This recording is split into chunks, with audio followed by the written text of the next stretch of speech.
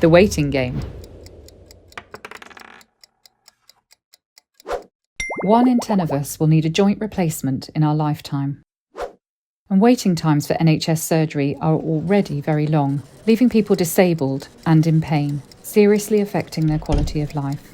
But in recent years, even this access to care has been denied, depending on where you live.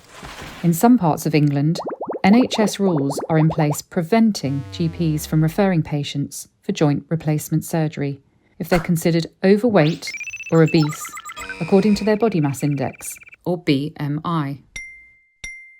This affects a lot of people, as nearly 2/3 of us are counted as overweight or obese. Yet, these rules go directly against national guidelines, which clearly state that a high BMI should not be used to exclude patients from joint replacement surgery. Research showed that introduction of these rules has excluded many people from surgery, an inequality only deepened by the growing number of people choosing to pay for private surgery, leaving behind those who are unable to afford it. In our research, we heard NHS policymakers argue that these rules are fair because losing weight may improve joint problems and make surgery safer.